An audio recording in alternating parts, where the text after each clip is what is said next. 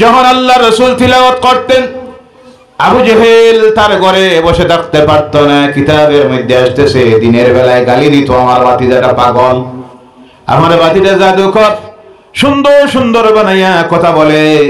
আর রাত্রিতে আমার রাসূল যখন তিলাওয়াত শুরু করতেন ওই আবু জেহেল দৌড় দিয়ে আল্লাহ রাসূলের ঘরের কিনারায় গিয়ে দাঁড়াইয়া যাইত। সুবহানাল্লাহ সুবহানাল্লাহ।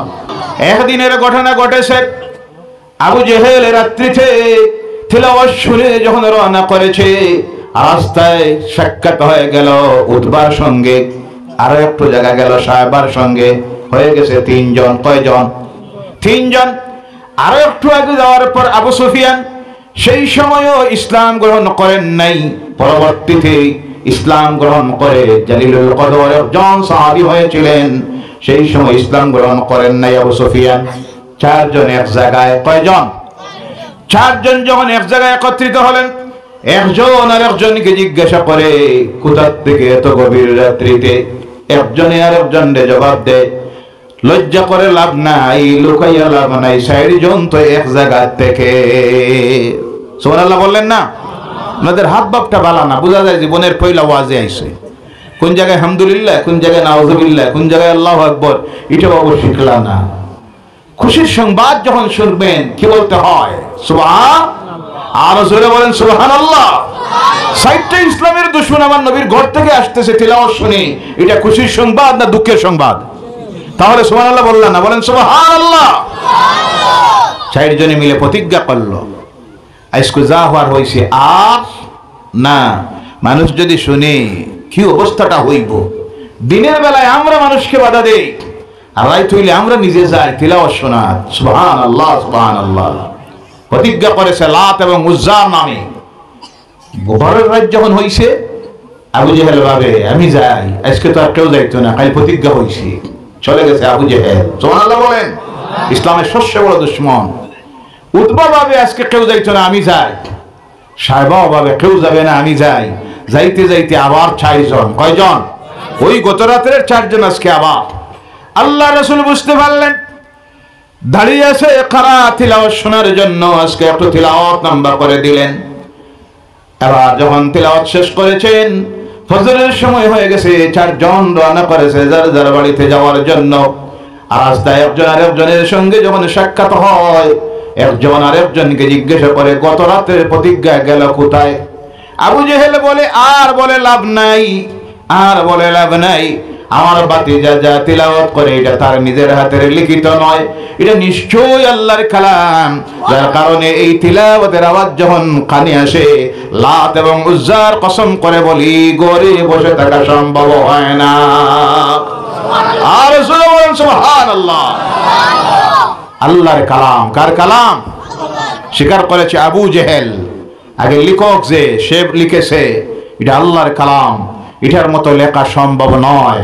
এখন প্রশ্ন আসতে পারে আধুনিক বিজ্ঞানের যুগ, বিশ্ব চলতেছে কম্পিউটারের মাধ্যমে, ইন্টারনেট, স্যাটেলাইট, ফেসবুক এর মাধ্যমে, ল্যাপটপের মাধ্যমে চলতেছে। সেই সময় পারে নাই, আজকে পারবে। কি বলেন আপনারা? পারবো? কম্পিউটার ওরা বিশ্বকে পরিচালিত করতেছে, এর উত্তর কম্পিউটার দিয়েছে। বিশ্ব মানুষ অবাক হয়ে গেছে। বল সুবহানাল্লাহ। কম্পিউটারের মধ্যে কোরআনুল কারীমের সব বায়োডাটা দেওয়া হলো, দিয়ে বলা হলো কম্পিউটার তুমি এই কোরআনের ছোট্ট থেকে ছোট্ট একটা আয়াতের মতো একটা আয়াত তৈরি করো। কম্পিউটার জবাবটা দিল কি? কম্পিউটার জবাব দিল এই পৃথিবীর মানুষ লক্ষ বিলিয়ন বিলিয়ন মানুষ যারা আছো, এই মানুষ যদি হাজার হাজার লক্ষ বছর চেষ্টা করো, এরা যদি মরে যায়, আরেকটা প্রজন্ম যদি চলে আসে লক্ষ কোটি বিলিয়ন মিলিয়ন বছর যদি তারা চেষ্টা চালায়, এরাও চলে যাবে। এইভাবে লক্ষ কোটি বিলিয়ন মিলিয়ন বছর যাইতে থাকবে আর আসতে থাকবে, কিন্তু এই কিতাবের একটা আয়াতের মতো আয়াত কোনো কালে বানানি সম্ভব হবে না। এটা কার কালাম? সুবহানাল্লাহ সুবহানাল্লাহ। আর বেশি প্রমাণ দেওয়ার দরকার নাই। এই কোরআনের আকর্ষণে মানুষ আল্লাহর দ্বীন গ্রহণ করেছে আর আজও করতেছে। তার একটা মাত্র প্রমাণ মক্কায় সেই সময় হজের মৌসুম এসেছে। সব সময় মক্কায় হজ হইতো, বিভিন্ন সিস্টেমে তারা করত, উলঙ্গ হয়ে নারী পুরুষেরা নাফরমানেরা আল্লাহর ঘরের চতুর্দিকে ঘুরতো, তওয়াফ করতো, বলেন নাউযু বিল্লাহি মিন যালিক। মিনার ময়দানে গিয়ে জন্তু জবে করে তার রক্ত গায়ে মাখতো, আর এটাকে তারা সওয়াবের কাজ মনে করতো। নাউযুবিল্লাহ বলেন। এখনকার গলি তারা এখন এই জন্তুর রক্ত লাগায় না, তারা রং লাগায়। কি লাগায়? একটা আরেকটার গায়ে রং লাগায়, আর এটা সওয়াবের কাজ মনে করে। সেই সময় থেকে তাদের এই প্রথাটা ছিল। আল্লাহ রাসূল যখন দেখলেন মক্কায় দলে দলে মানুষ আসতেছে, এই মানুষগুলির কাছে এই সুযোগ হলো আল্লাহ দিনের দাওয়াত পৌঁছাইয়া দেওয়ার। আবু জাহেল দেখলো সমস্যা হয়ে যাবে, মানুষগুলি যদি আমার বাতিজার কিনারায় চলে যায়, আমার এই বাতিজার চেহারার সৌন্দর্যতা দেখে, গলার আওয়াজ শুনে, আর সুন্দর সুন্দর কথাগুলি শুনে মুহাম্মদের প্রচারিত দিন ইসলাম গ্রহণ করে নিবে। সুবহানাল্লাহ। তাই করল কি? কোরআনের বিরোধিতা করতেছে। দেখেন, যত বিরোধিতা করা হয় আল্লাহর কালামের লাভ হয়, লস হয় না। মুসলমানেরা মনোবল হারাবেন না, ধৈর্য ধারণ করুন। আজকে যে ইসলামের বিরুদ্ধে, মুসলমানের বিরুদ্ধে, মসজিদের বিরুদ্ধে, বিশেষ করে মাদ্রাসার বিরুদ্ধে যতই ষড়যন্ত্র করা হচ্ছে, এই জাতির লস নয়, লাভ হচ্ছে। জাতি ঐক্যবদ্ধ হতেছে। কথা ঠিক কিনা?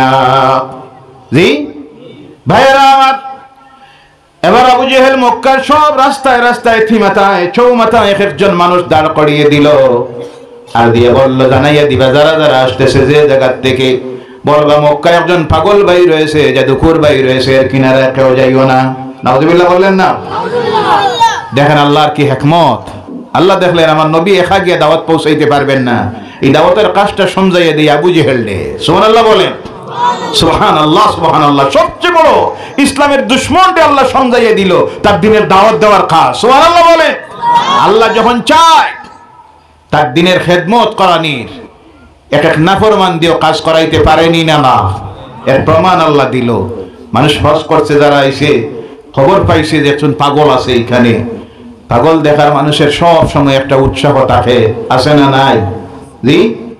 আর কিছু মানুষ তো আছে আমাদের সমাজে, যত বড় পাগল হয় এটারে বানাইয়া দেয় সবচেয়ে বড় গৌসে পাক।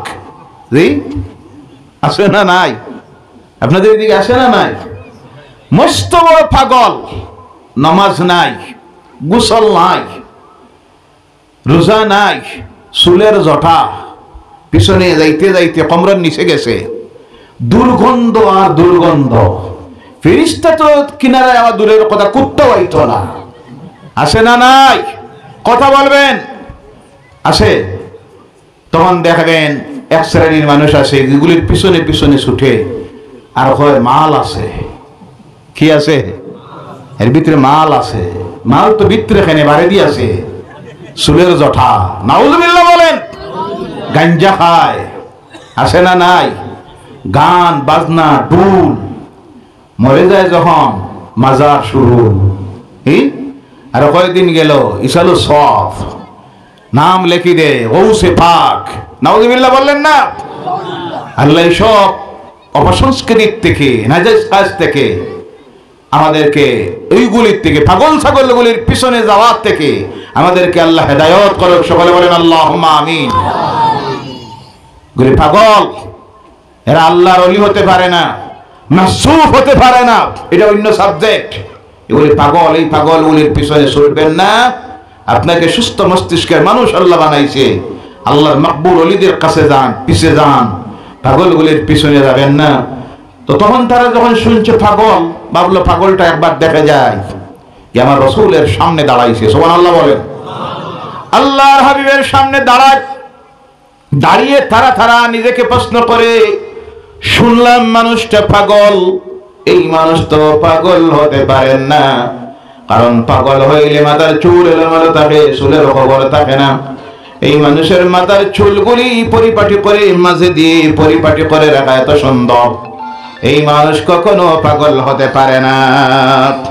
এবার আল্লাহ রাব্বুল আলামিনের হাবিবের দাঁত মুবারকের দিকে তাকিয়ে দেখে, আরে পাগল হলে তো ওর দাঁতে ময়লা থাকতো, এর দাঁতে তো ময়লা নাই।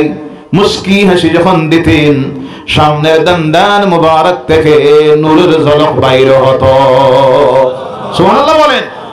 মা আয়েশা বলছেন, আমি যখন রাত্রিতে কোনো সময় শুই হারাইয়া যাইতাম, ঘরে বাতি জ্বালানোর মতো কোনো ব্যবস্থা নাই।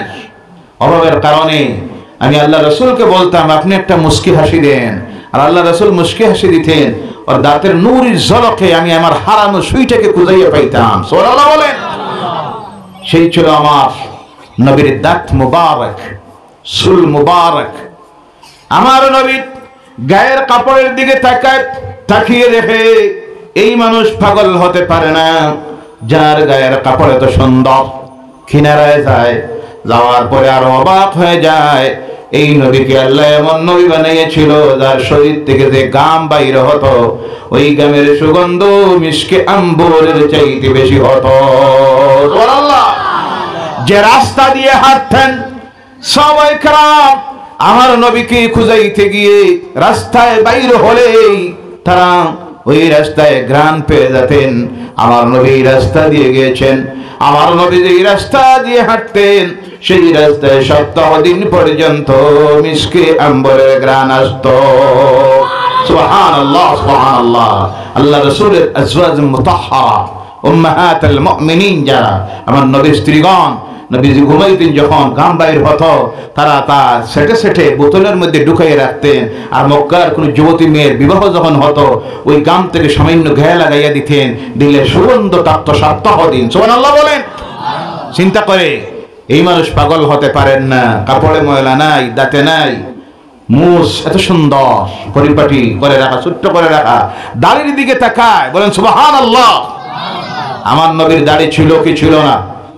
আওয়াজ করে বলবেন ছিল কি ছিল না? দাড়ি রাখা কার সুন্নত? আওয়াজ করে বলেন কার? আমার নবীর সুন্নত। কত বয়সে? রিটায়ার্ডের বাদে হজ করিয়া।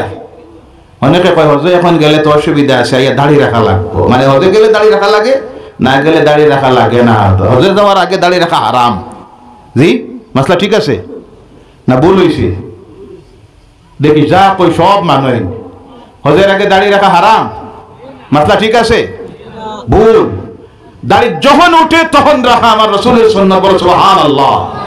রাখবেন যুবক ভাইয়েরা, রাখবেন।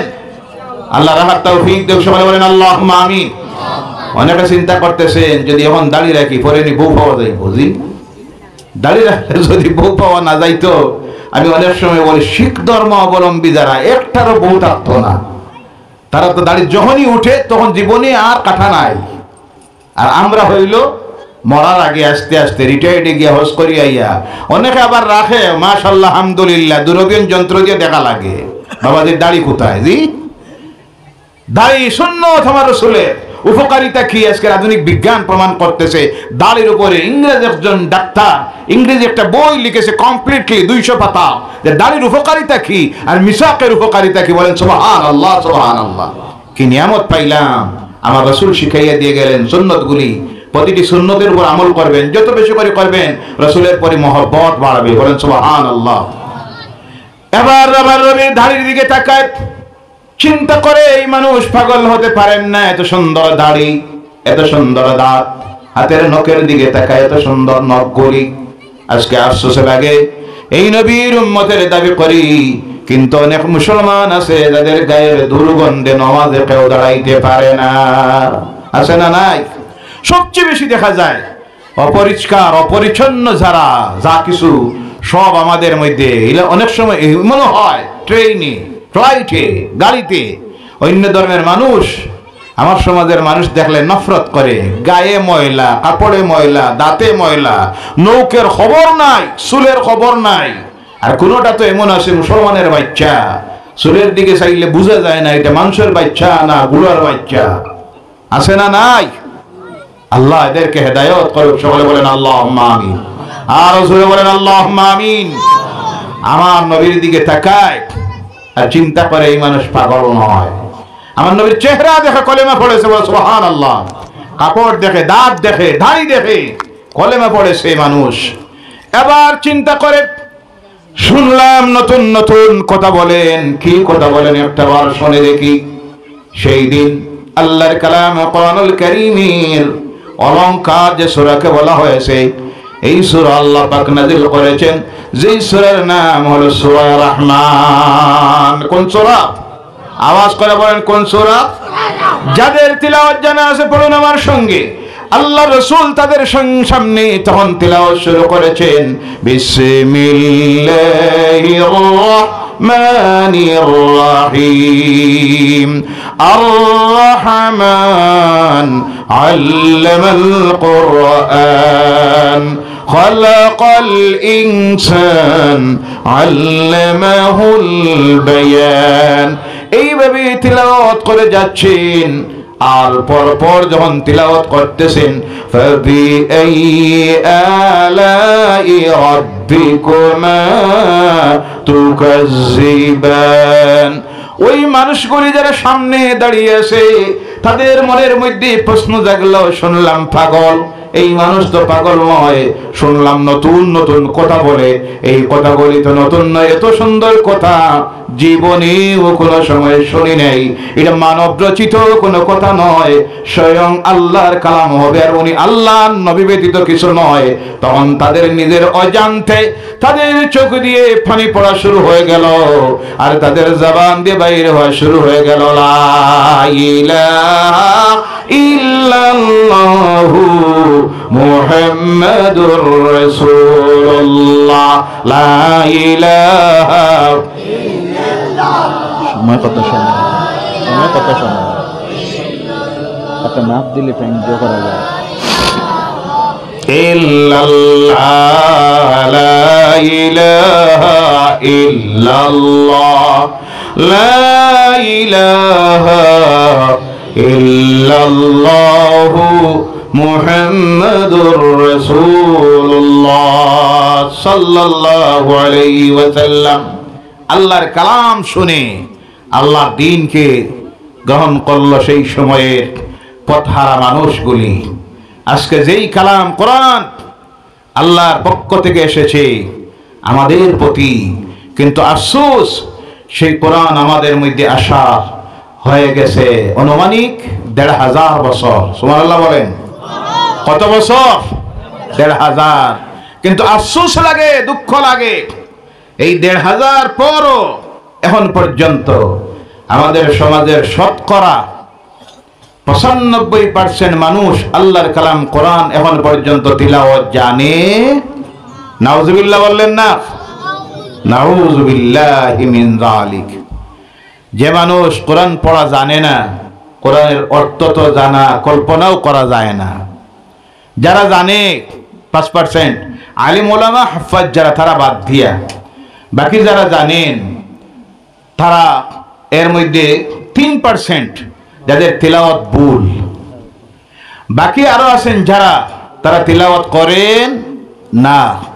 শূন্যের কৌটায় আলিম ওলামাদেরকে বাদ দিয়া হুফাজুল কোরআন ইমাম সাহেব যারা, তাদেরকে বাদ দিলে বাকি যারা আমার সমাজের মুসলমান, এদের কোরআনের সঙ্গে সম্পর্ক শূন্যের কৌটায়। পড়া জানি না, যারা জানি তিলাওয়াত করি না, আর কিছু আছি যারা তিলাওয়াত করি, তিলাওয়াতগুলি মারাত্মক ভুল। এখন পর্যন্ত আমাদের কোরআনের সঙ্গে সম্পর্ক হলো, কোরআন আল্লাহ দিয়েছেন ১১৪টা সূরা। কতটা? ১১৪টা সূরা। আয়াতের সংখ্যা হলো ৬৬৬৬টি আয়াত। আমরা তিলাওয়াত জানি সূরা আলাম তারা কাইফা ফাআলা রাব্বুকা বিআসহাবিল ফিল থেকে শুরু করে মিনাল জিন্নাতি ওয়ান নাস পর্যন্ত, এবং এর মধ্যে আছে বাকি এখানে কি পড়ি নামাজে দাঁড়াইয়া, শতকরা ৯৫% মানুষ এখনো আমরা জানি না।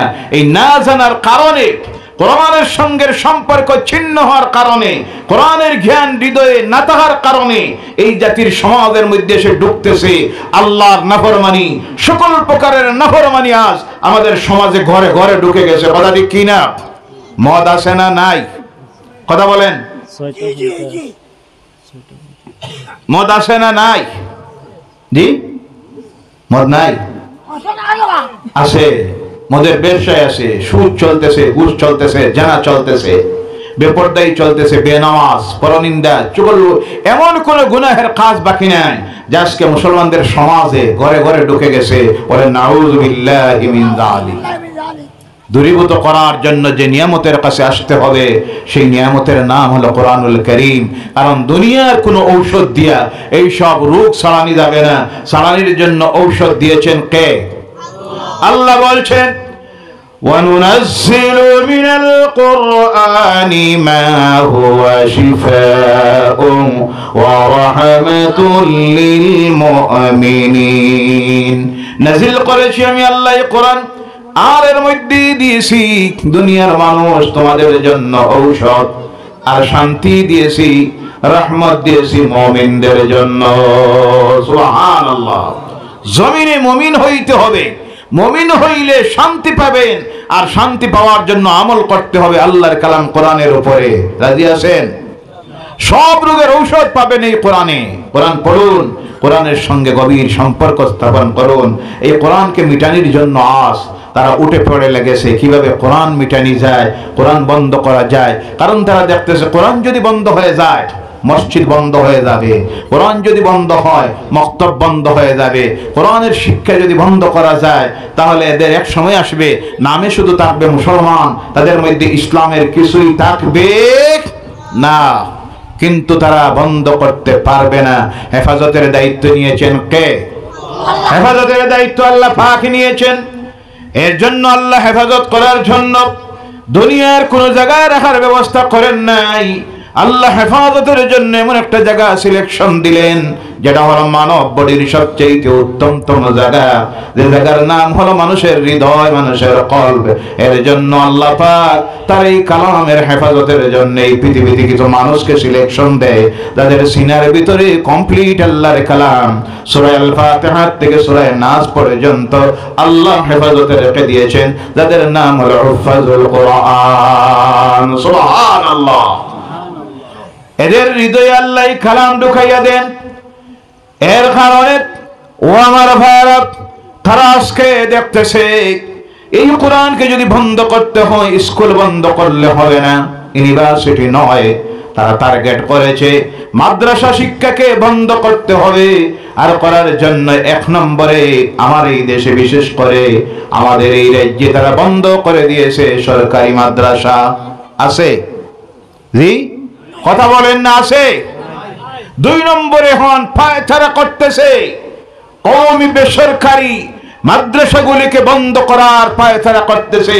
কারণ তারা দেখতেছে এগুলি যদি বন্ধ করে দেওয়া যায় ইসলাম মিটাইয়া দেওয়া যাবে, মসজিদ এমনি বন্ধ হয়ে যাবে, মক্তব বন্ধ হয়ে যাবে, এরা শুধু নামের মুসলমান থাকবে। আর তখন আমাদেরকে বন্ধ করতে গিয়ে আমাদেরকে ললিপপ দেখাচ্ছে, তোমাদের ছেলে মেয়েকে ডাক্তার, ইঞ্জিনিয়ার, অবশ্যই আর পাইলট বানাইয়া দিব। ভাইরা আমার, এর জন্য আল্লাহর রাস্তা রেখি তা বন্ধ করতে পারবে না। হেফাজতের দায়িত্ব আল্লাহ পাকে নিয়েছেন। কেমনে আল্লাহ হেফাজত করেন দেখেন, ওই যাদের হৃদয়ে আল্লাহর কালাম কোরআন ঢুকে যায়, মনে আপনাদের আসতে পারে এরা যদি মারা যায় তারপরে তো কোরআন মিটে যাবে। এর জন্য আল্লাহর হাবিব বলতেছেন যাদের সিনার ভিতরে আল্লাহর কালাম কোরআনুল কারীম ঢুকে যায় এদের বডিটা মারা যাওয়ার পর আল্লাহ মাটির জন্য হারাম করে দেয়। সুবহানাল্লাহ বলেন সুবহানাল্লাহ। তাদের বডি আল্লাহ হারাম করে দেয়। হিফাজুল কোরআন সুশরীরে কিয়ামতের দিন কবর থেকে উঠবে আর আল্লাহর সামনে গিয়ে দাঁড়িয়ে একটার পর একটা আয়াত তেলাওয়াত করতে থাকবে। বলেন সুবহানাল্লাহ সুবহানাল্লাহ। ও আমার ভাইরা, দুনিয়ার আগুন ভয় পায়, যাদের এই কোরআনকে দুনিয়ার আগুন ভয় পায় তার প্রমাণ আজ থেকে 35 বছর আগে মালয়েশিয়ার একটা ফ্লাইট অ্যাক্সিডেন্ট হয়েছিল। জিদ্দা বিমানবন্দর থেকে যাওয়ার সময় হজ যাত্রীদেরকে নিয়ে রওনা করেছে, রাস্তায় বিমানে গোলযোগ দেখা দিয়ে বিমান অ্যাক্সিডেন্ট হলো। 371 জন হজ যাত্রী ছিল। প্রত্যেককে উপহার দেওয়া হয়েছিল সৌদি গভর্নমেন্টের পক্ষ থেকে আল্লাহর কালাম কোরআনুল কারীমের একটা খণ্ড। নিজের হেড লেগে নিজের মধ্যে নিয়ে বিমানে আরোহণ করলো। বিমান অ্যাক্সিডেন্ট হয়েছে, গোটা বিমান ধ্বংস হয়ে গেছে, জলে বশীভূত হয়ে গেল, মানুষগুলি জলে নিশ্চিহ্ন হয়ে গেল। অনুসন্ধানকারীরা যখন সেখানে যায় ধ্বংসস্তূপের মধ্যে গিয়ে অবাক হয়ে যায়, দেখা যায় বিমানের কোনো চিহ্নই নেই, শুধু বিমানের ব্ল্যাক বক্স পড়ে আছে আর মানুষগুলির তো কোনো চিহ্নই নাই। কিন্তু 371টা আল্লাহর কালাম কোরআন হেফাজতে পড়ে আছে। বলে সুবহানাল্লাহ। আর সুবহানাল্লাহ, এটা কার কালাম? হেফাজত আল্লাহ করবেন, কিন্তু ব্যবস্থা নিতে হবে আমরা। কথা ঠিক কিনা? আজকে সরকারি মাদ্রাসা শেষ, একমাত্র এই দেশে কোরআনকে যদি বাঁচাইয়ে রাখতে হয় এই রাজ্যে একমাত্র হলো খারিজিয়া কওমি মাদ্রাসা, হাফিজিয়া মাদ্রাসাগুলি। কথা বোঝা যাক, এই সময়ের জাতির জন্য 1 নম্বরের জিহাদ হলো ঈমান বাঁচানি, ইসলাম বাঁচানি, মসজিদ বাঁচানি। আর এসব বাঁচাইতে হলে 1 নম্বরে বাঁচাইতে হবে মাদ্রাসা। কোনটা? কি দিয়া? জান দিয়া, মাল দিয়া। কি দিয়া? জান দিয়ে, মাল দিয়ে।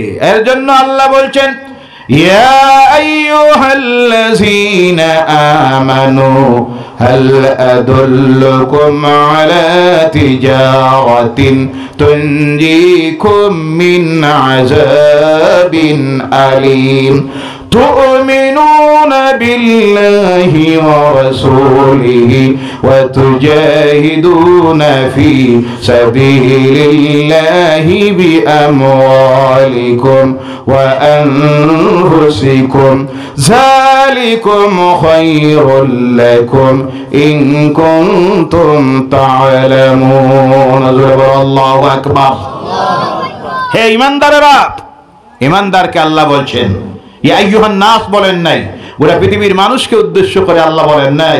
আল্লাহ বলছেন ইয়া আইয়ুহাল্লাযীনা আমানু, হে ঈমানদারেরা, তোমাদেরকে এমন একটা ব্যবসা আমি শিখাইয়ে দিব নাকি, এমন একটা ব্যবসা শিখাইয়ে দিব যে ব্যবসায় জাহান্নামের কঠিন আযাব থেকে তোমরা মুক্তি পাবে, নাজাত পাবে।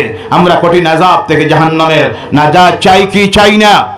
কারা কারা চান একটাবার হাত উঠান আর আবার জোরে বলেন নারায়ে তাকবীর, নারায়ে তাকবীর। আল্লাহ জাহান্নামের কঠিন আযাব থেকে আমরা বাঁচতে চাই। আল্লাহ বলছেন তাহলে একটা ব্যবসা শিখাইয়ে দিতে দিচ্ছ না। জাহান্নামের কঠিন আযাব থেকে যদি বাঁচতে হয় 1 নম্বরে ঈমান আনতে হবে আল্লাহর উপরে, তার রাসূলের উপরে। আর 2 নম্বরে আল্লাহর রাস্তায় সংগ্রাম করতে হবে, জিহাদ করতে হবে।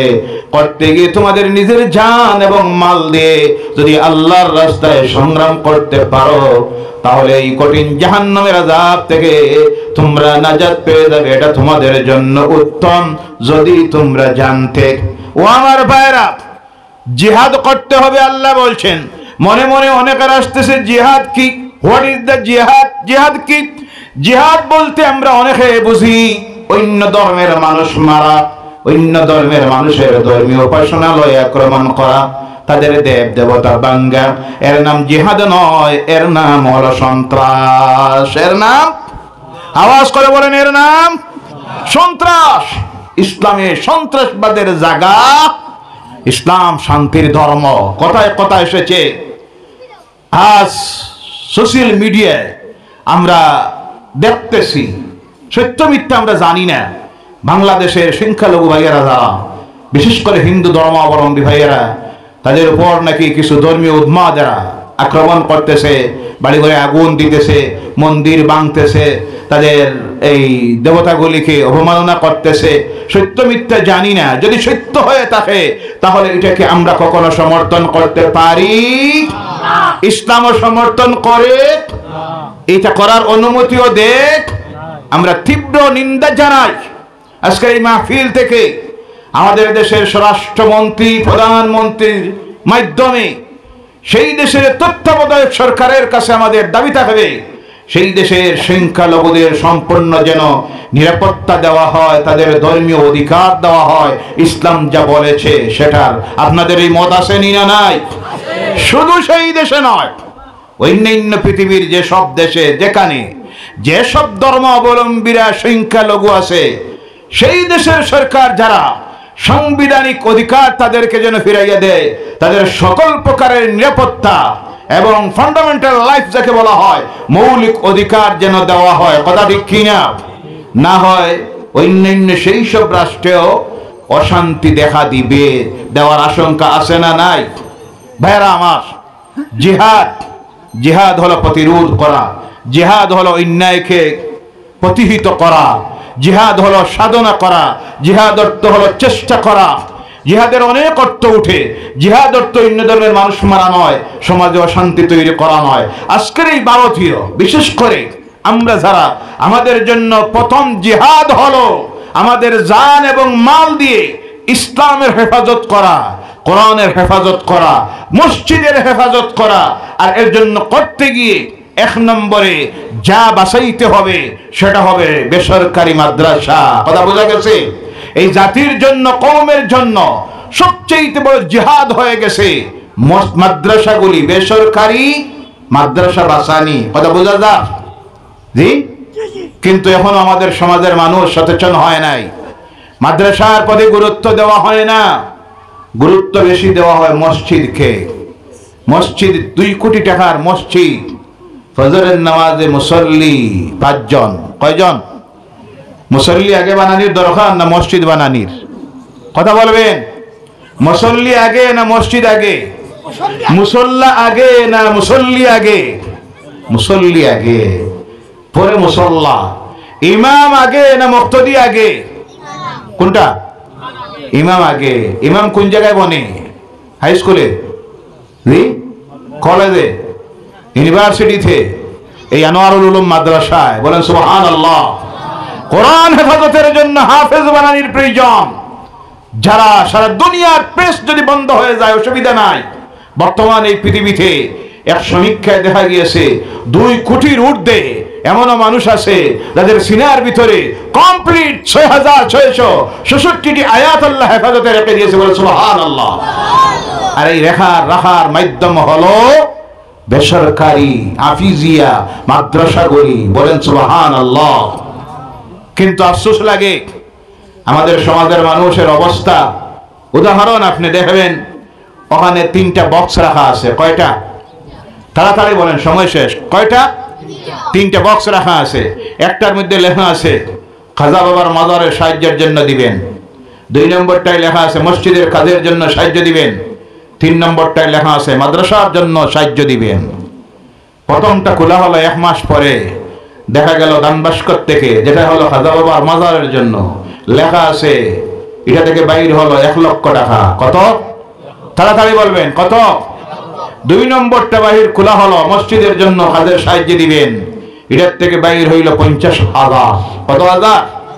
মাদ্রাসার বাস্ক খোলা হইল, বাইর হয় 10,000। নাউজুবিল্লাহ বললেন না? ইনসাফের সহিত বলুন, যে বাস্কে 1 লক্ষ বাইর হয়েছে, খাজা বাবার 1 টাকার দরকার আছে? আছে? দরকার নাই। রিজেক্ট দিতেছেন কে? আল্লাহ দিতেছেন। আল্লাহ বলছেন এই বলা তাহসাবান্নাল্লাযীনা কুতিলু ফি সাবিলিল্লাহি আমওয়াত বাল আহইয়াউন ইনদা রাব্বিহিম ইরযাকুন। আল্লাহ এদেরকে রিজেক্ট দিতেছে, এরা মরা নাই, জীবিত। বলেন সুবহানাল্লাহ। লা খাউফুন আলাইহিম ওয়ালা হুম ইয়াহজানুন। এরা ডয়ও নাই, বয়ও নাই, কাপড়ও লাগে না, খানিও লাগে না। সুবহানাল্লাহ। এখানে দিলে আপনি 1 লক্ষ, যার প্রয়োজন নাই মাদ্রাসা থাকে, এটা আলাদা কথা। 2 নম্বরে মসজিদ বানানো হচ্ছে 2 কোটি টাকা দিয়া, বিদেশ থেকে আমদানি করা হচ্ছে নামি দামি স্টাইলস, যেখানে এটার প্রয়োজন নাই। মুসল্লি বাড়লে দরকার আছে। মুসল্লি 5 জন ফজরের সময় মসজিদে এসি লাগায়। 2 কোটি টাকার মসজিদ, ইমাম সাহেবের বেতন 4,000। আলহামদুলিল্লাহ কইলা না? জি, এর কোনটা হইতো? কিছু হইলা না, এটা জানাও নাই। 5,000, এখানেও কিছু নাই। 6,000, 10,000, আবো নাই 15,000। ও আলহামদুলিল্লাহ। এই তো বুঝা গেছে আপনারাও রাজি আছেন। ইমামের বেতন কত হইতো? 15,000। জোরে বলেন, কত হাজার? হে, জানা আছে। এর জন্য 4 পাশে আপনারা আলহামদুলিল্লাহ কিছু দিচ্ছেন না, নাউজুবিল্লাহ না। জানা আছে কত হবে? 15,000। এখানে 4,000। মসজিদ 2 কোটি টাকা, বিদেশি টাইলস, এসি। এখন এসি বানা শুরু হয়েছে। এটার প্রয়োজন এখন নয়, বানাইতে না তা বলছি না। দরকার হয় বানান। মুসল্লি জায়গা হচ্ছে না 2 তালা 3 তালা, বানান। 40,000 50,000 হিটায় দিলা। আর যেখানে এতিমেরা, গরিব, মিসকিন, সরকারের 1 টাকা সাহায্য নাই, শত শত ছাত্ররা কিতাব নাই, খানি নাই, কাপড় নাই, শিক্ষক যারা লি ওয়াজহিল্লাহ খেদমত দিতেছেন, বেতন নাই, মাথার উপরে চাল নাই, এদের দরকার বেশি না বাকি 2টাই বেশি? কথা বুঝতেছেন? আমি না করতেছি না, বাকি 2টাই প্রয়োজন বেশি না 3 নম্বর যেটা বাস্ক খুললে বার হইল 10,000, এটাই দরকার বেশি? কোনটায়? 1 নম্বরটায় না 3 নম্বরটায়? আওয়াজ করে বলেন, 1 নম্বরটায় না 3 নম্বরটায়? 2 নম্বরটায় না 3 নম্বরটায়? আজ থেকে দিবেন? এই তো কথা বলেন না, দিবেন তো? রাজি আছেন? কারা কারা? এই মাত্র 10 মিনিট, উঠবেন না কেউ। আগামী দিনে ইনশাআল্লাহ আরো লম্বা আলোচনা হবে, অতিথিরা অনেক রয়ে গেছেন।